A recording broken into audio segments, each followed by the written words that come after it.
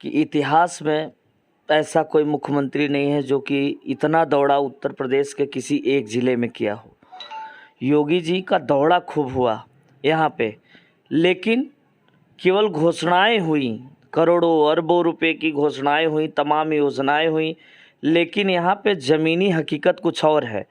यहाँ पे जो है मर्यादा पुरुषोत्तम भगवान श्री राम के नाम से 200 फीट ऊंचा जो है मूर्ति स्टेचू बनाने की बात हो रही थी। आज तक आप अयोध्या में पूरे टहल लीजिए, कहीं आपको वो स्टेचू भी नहीं दिखाई देगा।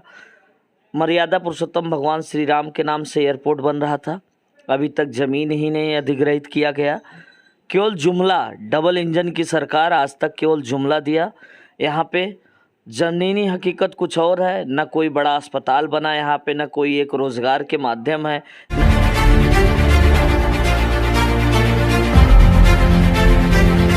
नमस्कार, बेधड़क देख रहे हैं आप। मैं हूं आपके साथ शशांक और इस वक्त हम अपनी चुनाव यात्रा को लेकर अयोध्या में हैं। अयोध्या राम की नगरी, और हम इस वक्त बैठे हुए हैं महंत रामदास जी महाराज बालयोगी के साथ। चुनावी समय चल रहा है, 2022 का समय है। हम बातचीत करेंगे कि क्या मुद्दे हैं अयोध्या के, अयोध्या में कितने विकास हुए हैं और संतों के लिए क्या क्या काम हुआ है, क्योंकि उत्तर प्रदेश के मुख्यमंत्री योगी आदित्यनाथ हैं जो गोरक्ष पीठ के पीठाधीश्वर हैं और संत हैं। स्वागत है आपका। आपका भी स्वागत है अयोध्या की धरती पे। पहला सवाल आपसे ये कि चुनाव अब नज़दीक है, अब आंकड़े गिनाए जा रहे हैं, अयोध्या में विकास के क्या आंकड़े हैं और क्या काम है? देखिए, पूज्य महाराज श्री योगी आदित्यनाथ जी महाराज का मैं बहुत स्वागत करता हूं कि इतिहास में ऐसा कोई मुख्यमंत्री नहीं है जो कि इतना दौड़ा उत्तर प्रदेश के किसी एक ज़िले में किया हो। योगी जी का दौड़ा खूब हुआ यहाँ पे, लेकिन केवल घोषणाएं हुई, करोड़ों अरबों रुपए की घोषणाएं हुई, तमाम योजनाएं हुई, लेकिन यहाँ पे ज़मीनी हकीकत कुछ और है। यहाँ पे जो है मर्यादा पुरुषोत्तम भगवान श्री राम के नाम से 200 फीट ऊंचा जो है मूर्ति स्टेचू बनाने की बात हो रही थी। आज तक आप अयोध्या में पूरे टहल लीजिए, कहीं आपको वो स्टेचू भी नहीं दिखाई देगा। मर्यादा पुरुषोत्तम भगवान श्री राम के नाम से एयरपोर्ट बन रहा था, अभी तक ज़मीन ही नहीं अधिग्रहित किया गया। केवल जुमला, डबल इंजन की सरकार आज तक केवल जुमला दिया। यहाँ पे ज़मीनी हकीकत कुछ और है। न कोई बड़ा अस्पताल बना यहाँ पे, न कोई एक रोज़गार के माध्यम है, न पूरे प्रदेश में कोई रोज़गार के लिए कोई कार्य किया गया हो। सारी वैकेंसियाँ इनकी फेल हो गई। केवल मस्जिद, मंदिर, हिंदुत्व, हिंदुस्तान, पाकिस्तान, जब जब ये चुनाव आता है, ये रैलियों में मोदी जी, योगी जी क्या कह रहे हैं? यही सब तो कह रहे हैं। उन्होंने आज तक किया कि कहा कि मैंने इतनी रोज़गार दिया, मैंने यहाँ पे ये विकास किया, मैंने यहाँ पे ये कार्य किया?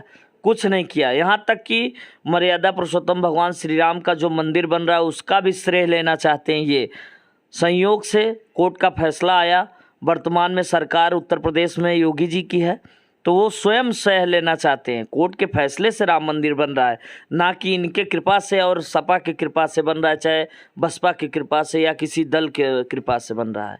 आपकी तस्वीरें आती हैं अखिलेश यादव के साथ, आप योगी आदित्यनाथ के गेटअप में नज़र आते हैं और फोटो खिंचवाते हैं और जगह जगह जाकर योगी बनकर अखिलेश यादव के लिए प्रचार करते हैं। ये भी आपके ऊपर आरोप लगता है कि संत समाज का एक ऐसा चेहरा कि जो योगी आदित्यनाथ के विपक्ष में बात करता है, इसको कैसे आप देखते हैं? बिल्कुल, हम लोग बहुत दिनों से जो है इस अयोध्या की धरती से जो है समाजवादी पार्टी के लिए आवाज़ उठाते हैं और विपक्ष के तौर पे जो है यहाँ पे हम लोग सदैव जो है यहाँ पे आदरणीय नरेंद्र मोदी जी का भी हमने यहाँ पे जो है चौराहे पे पुतला भी फूंकने का भी कार्य किया। तमाम ऐसे विरोध जो है हम लोगों ने प्रदर्शन किया गया, और जब भी कोई कार्य ऐसा होता है और हम लोग मजबूती से श्री अखिलेश यादव जी के साथ हैं। और हम लोगों को यहाँ तक कहा जाता है कि अरे बाबा के नाम पे तुम क्या हो, इस तरीके से तमाम आरोप लगती हैं, धमकियाँ मिलती हैं। लोग कहते हैं कि किस पार्टी में हो जिन्होंने कारसेवकों पे गोलियाँ, तमाम ऐसे आरोप लगाते हैं कि आप संत हो, एक संत के साथ रहना चाहिए। तो हमने कहा कि योगी आदित्यनाथ जी भी तो संत नहीं हैं। अगर वो संत होते तो मठ पे होते, क्यों राजनीति कर रहे हैं, क्यों मुख्यमंत्री बने घूम रहे हैं? वो अगर संत है तो गोरखपुर में घंटी हिलाना चाहिए। हम तो संत भी हैं, आश्रम में भी रहते हैं, पूजा पाठ भी करते हैं, समाजवादी पार्टी के लिए हमेशा प्रचार प्रसार भी करते हैं। तो संत राजनीति में आ रहे हैं, उमा भारती आई मुख्यमंत्री बनी, योगी आदित्यनाथ आए मुख्यमंत्री बने, अयोध्या में आप हैं, आप भी समाजवादी पार्टी की तरफ से हैं। संतों की धरती थी, जब उत्तर प्रदेश का मुख्यमंत्री कोई संत हो सकता है तो समाजवादी पार्टी ने आपको प्रत्याशी क्यों नहीं बना दिया?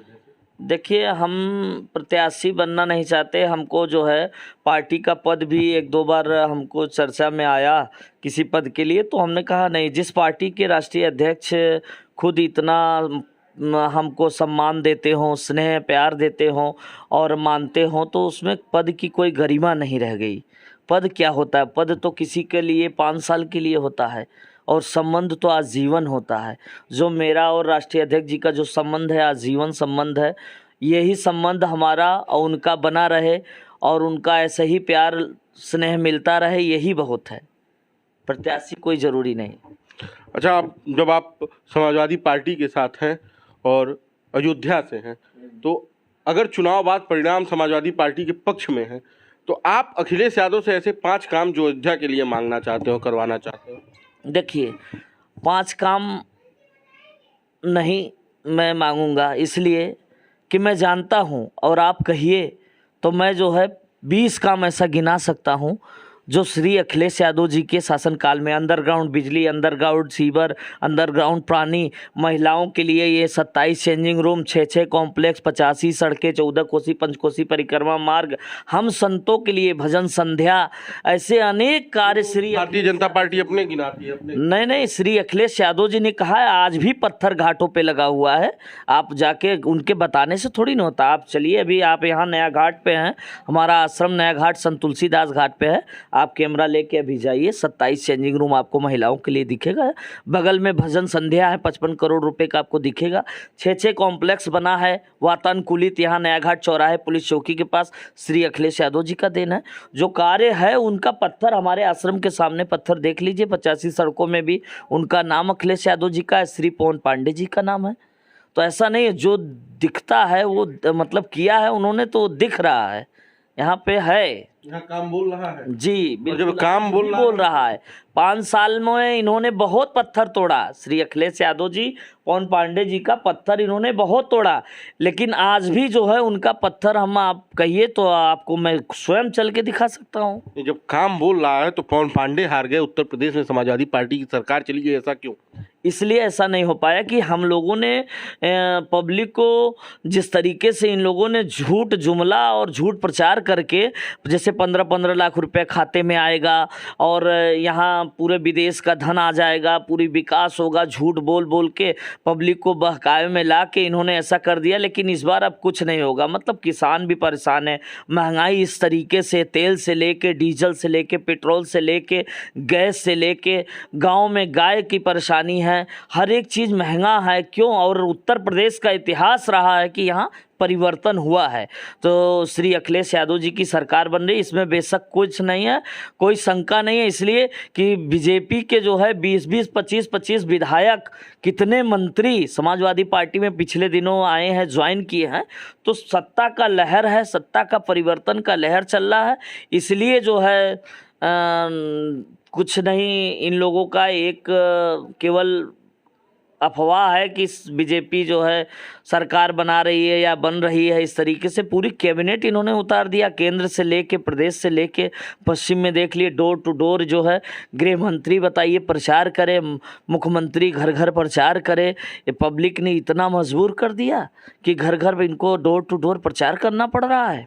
चलिए, डोर टू डोर जाने में बुराई क्या है, ये तो अलग मुद्दा। आपने कहा कि कई सारे लोग भारतीय जनता पार्टी से चले आए समाजवादी पार्टी में, लेकिन समाजवादी पार्टी की बहू भारतीय जनता पार्टी में चली गई, इस पर क्या कहें? देखिए, वो अपर्णा बिष्ट हैं, योगी आदित्यनाथ जी बिष्ट हैं, ठीक है।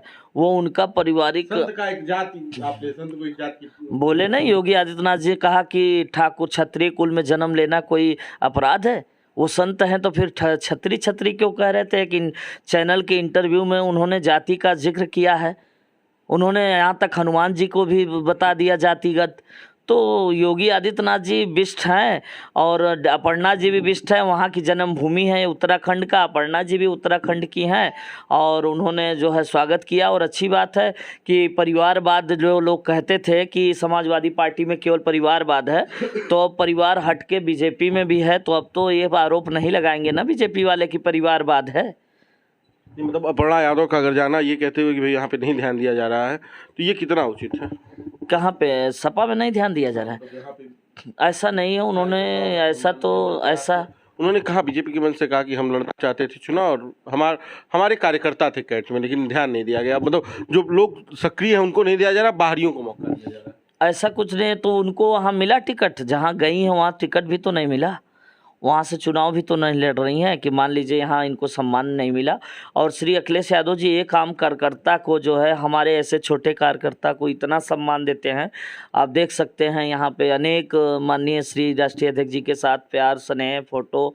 तो हम लोग इस तरीके से इतना है, तो वो तो परिवार की बहू थी, परिवार के सदस्य थी, तो हम मान नहीं सकते। और उनका पारिवारिक क्या है उसमें ज़्यादा हम सवाल जवाब नहीं कर सकते हैं, लेकिन हमारे जो जानकारी में है कि ऐसा कुछ नहीं है। बहुत सम्मान मिलता है श्री अखिलेश यादव जी के परिवार में भी, बाहर भी। हम लोग परिवार से एक तरह से पार्टी में हैं तो परिवार से जुड़े हैं। चलिए अंतिम सवाल करते हैं। हिजाब बड़े चर्चा में है, हिजाब और टीके को लेकर विवाद चल रहा है। हिजाब को लेकर जब विवाद शुरू हुआ तो ये हुआ कि विद्यालयों में टीका लगाकर भी क्यों जाया जाए, इस पर आप नहीं, जैसे हिजाब जो पहना जा रहा है वो पहन रहे हैं, तो उसमें कोई ऐसा तो है नहीं कि ये ड्रेस है, यही ड्रेस आपको पहन के आना है। हर बच्चों का अपना अपना विचार है। कोई जींस पहन के जाता है, कोई टॉप पहन के जाता है, कोई जो है टी शर्ट पहन के, हर तरीके से, कोई बुर्का से अगर जा रहे हैं, पहन के जा रहे हैं, तो उसमें किसी को कोई बुरा लगने की कोई बात नहीं है। क्योंकि जिस छोटे बच्चों का एक ड्रेस बना होता है उसमें मानक है, तो उसमें कोई अगर ड्रेस चेंज करके जाए इस तरीके से तो वो गलत है, ऐसा नहीं होना चाहिए।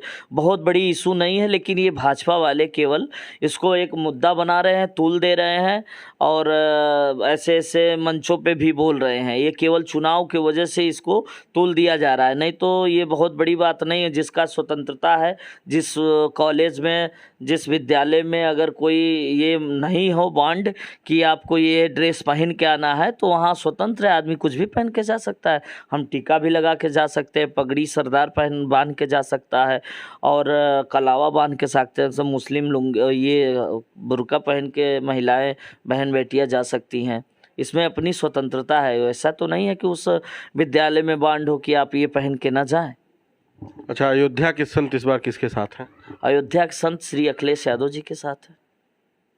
सरकार बना रहे हैं? बिल्कुल सरकार बना रहे हैं। चलिए, हमसे बातचीत करने के लिए धन्यवाद। तो ये थे हमारे साथ अयोध्या के संत रामदास जी महाराज, जिन्होंने बताया कि अखिलेश यादव की सरकार बनेगी।